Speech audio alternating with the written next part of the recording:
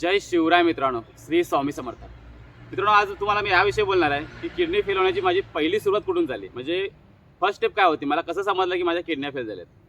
तर आजचा व्हिडिओ आहे ना, थोडा पण स्किप करू नका. मी छोटासाच व्हिडिओ बनवणार आहे, कारण की आता जास्त मोठे व्हिडिओ बनवायचे ना आपल्याला. बऱ्याच लोकांचे कमेंट येतात की जास्त दादा मोठा व्हिडिओ बनवू नकोस. तर ठीक आहे, आपण त्यांचं ऐकूया आणि आपण छोटा व्हिडिओ बनवूया. तर त्यापूर्वी मी तुम्हाला माझा ओळख देतो, जे नवीन असतील ना त्यांच्यासाठी.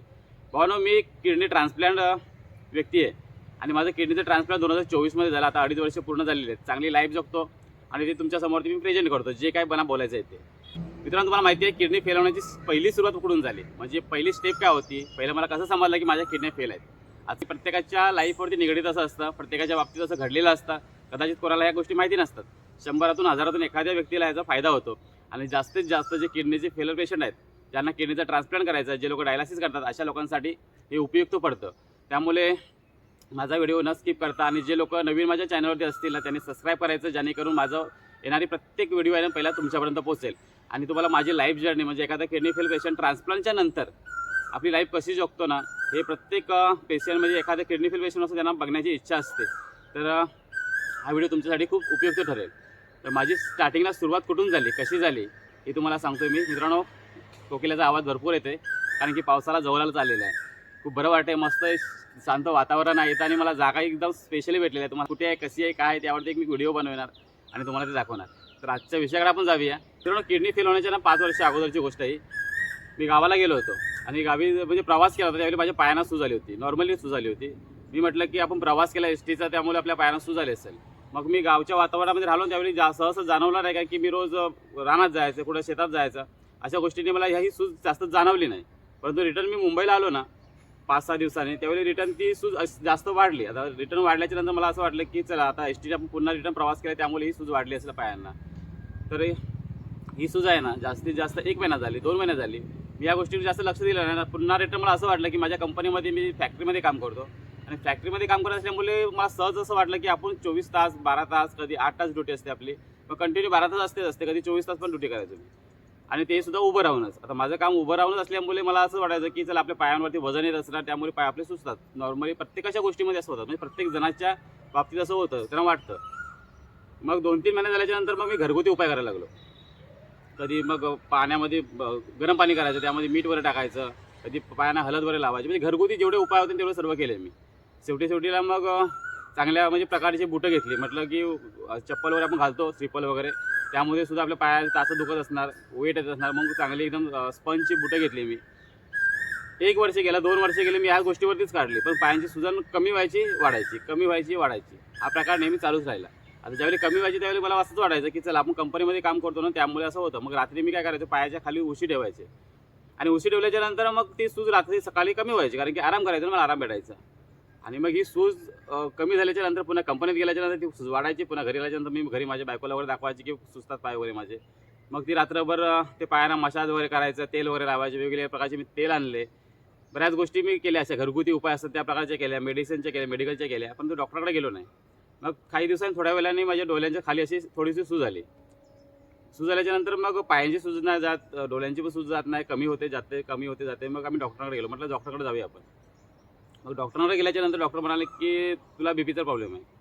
ते डायरेक्टली म्हणाले तुझा बीपीचा प्रॉब्लेम तुला आहे. मी म्हटलं बीपीचा प्रॉब्लेम आहे. मग ते बोलायला गोळ्या चालवा लागतील तुला बीपीच्या. त्याने बीपीवर चेक केली, बीपी माझी एकदम पूर्णपणे हायच होती.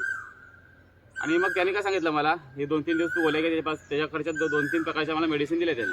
आणि त्याने मला बाकीचे रिपोर्ट काढायला सांगितले. म्हटलं की तू सर्व रिपोर्ट काढ तुझे, म्हणजे सर्व हार्टविषयी त्यांनी रिपोर्ट काढले. म्हणजे जेव्हा हार्टला जे काही ECG वगैरे जे असतील ते सर्व रिपोर्ट काढले. पण त्यांनी एकच चूक केली की त्यावेळी किडनीचा त्यांनी रिपोर्ट कधी काढला नाही माझं, म्हणजे तो किडनीपर्यंत गेलाच नाही डॉक्टर. आता लोकल डॉक्टर आपले असं म्हणजे माहिती आहे तुम्हाला कसे असतात ते.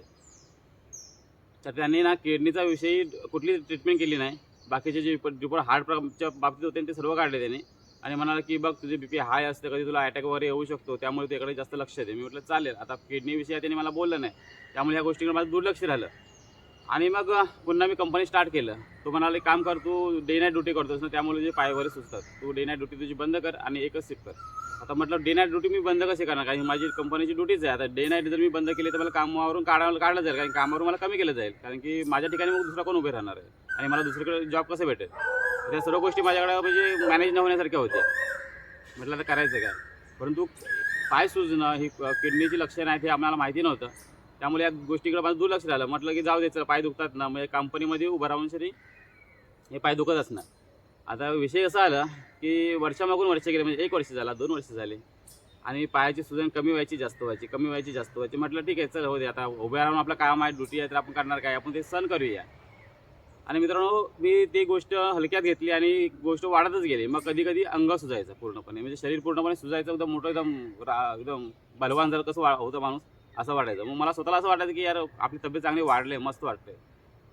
कधी-कधी एकदम चेहराच वेगळा व्हायचा आणि हा प्रकार आहे ना 3-4 वर्ष चालूच राहिला. आता तुम्हाला बोललो होतं ना की 5 वर्ष अगोदरची गोष्ट आहे. कंटिन्यू जर मी चालत राहिलो ना, तर माझी पायाची सूज कमी व्हायची आणि मला पायाचा आजार जाणवायचा नाही. मला फक्त एका ठिकाणी उभं नाही राहता येत. म्हणजे घोडा कसा असतो, एका प्रकारे एका ठिकाणी उभा राहायचं आणि त्याचे पाय थकतात, त्याला धावायला किती सांगा, तो बिंदास धावतो.